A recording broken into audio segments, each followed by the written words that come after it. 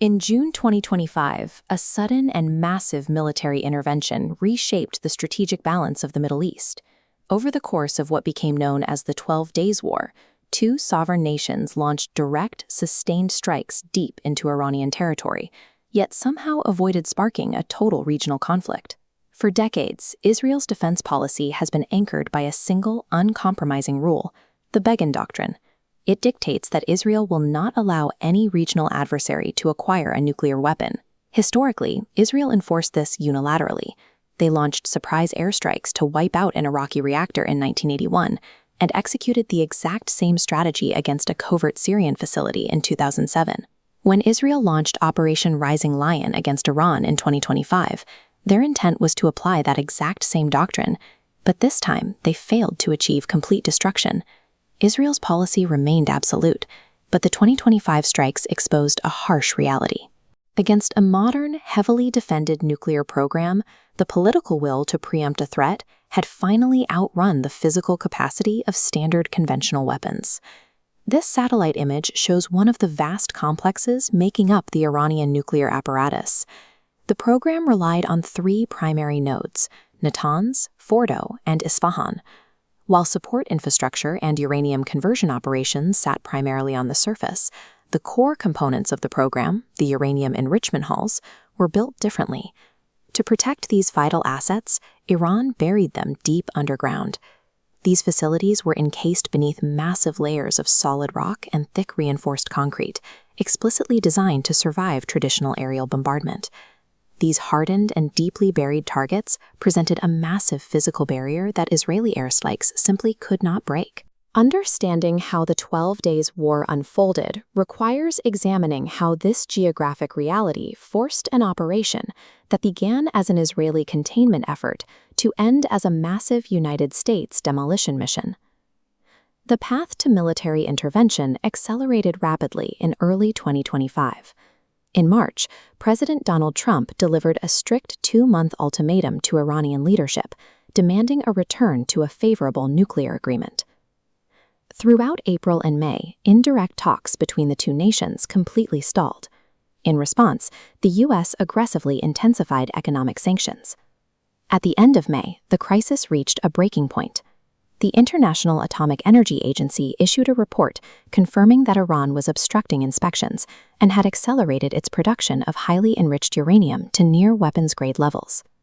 Simultaneously, the Israeli government was navigating a severe internal crisis.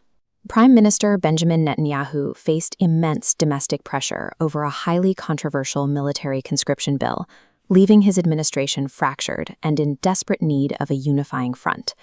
A ticking nuclear clock, the collapse of diplomatic backchannels, and intense domestic political pressure converged.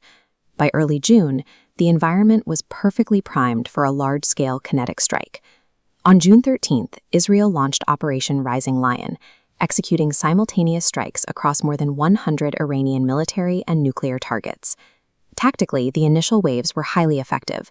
Israeli forces dismantled Iranian air defenses, blinding their radar networks, and successfully eliminated key scientific personnel directing the nuclear program.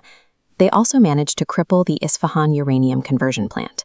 Because this facility operated at the surface, Israeli munitions easily severed the supply chain of material heading into the main enrichment sites. However, the operation hit a hard physical limit. When the dust settled, the deep underground enrichment halls at Natanz and Fordo remained intact and operational. The math of aerial bombardment is strictly bound by gravity and mass. Standard Israeli bunker buster munitions carry enough kinetic energy to pierce topsoil and shallow defenses, but they completely shatter against the dense, highly engineered concrete shells protecting deeply buried facilities. Operation Rising Lion inflicted severe damage and drastically delayed Iranian progress, but it also proved that Israel's Air Force, lacking heavy strategic bombers, physically could not finish the job alone. The U.S. diplomatic deadline expired.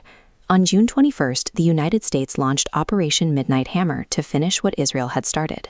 The strike began from the Indian Ocean, where a U.S. submarine fired 24 Tomahawk cruise missiles to mop up the remaining surface targets at Isfahan. But the true objective of Midnight Hammer required a much heavier asset. A strike force of B-2 Spirit stealth bombers flew continuously from the continental United States to reach Iranian airspace. They carried the GBU-57 massive ordnance penetrator. This is a highly specialized, conventional weapon uniquely possessed by the U.S., engineered for the sole purpose of reaching deep targets exactly like Fordo. Weighing 30,000 pounds, the GBU-57 uses sheer mass to overcome the defenses that stopped Israel. It punches straight through solid mountain and reinforced concrete without breaking apart. A delayed fuse ensures it only detonates once it breaches the subterranean ceilings and enters the enrichment halls. In a single night, the United States executed the complete structural destruction of the deepest nodes of Iran's nuclear program. They neutralized the threshold threat by deploying a heavy conventional capability that Israel simply did not possess. After two foreign powers systematically dismantled massive segments of its critical infrastructure, the world braced for a massive regional Iranian retaliation. The actual response was highly constrained. Iran launched a limited, easily trackable barrage of rockets toward the U.S. Al Udeid base in Qatar. The base had been fully alerted in advance. Air defense systems easily intercepted the incoming fire, resulting in 0 casualties and virtually no damage. Why would a heavily armed nation, standing on the threshold of nuclear capability, absorb such a devastating kinetic blow and actively choose not to escalate? This chart maps the harsh logic of escalation control. Iranian leadership weighed retaliation options against Midnight Hammer. A heavy counterattack invited unrestricted use of American bombers. Pushing the conflict up the ladder guaranteed total regime destruction. They stepped back. Within days of the strikes, the geopolitical posture shifted. Iranian officials publicly signaled a renewed willingness to engage in indirect talks with the United States. The 12 Days War proved that the Beacon Doctrine has unbreakable physical limits for a small nation. Erasing deeply buried, state-level strategic threats requires superpower intervention. The U.S. deployed overwhelming force to destroy the concrete at Fordo, forcing an adversary back to the negotiating table.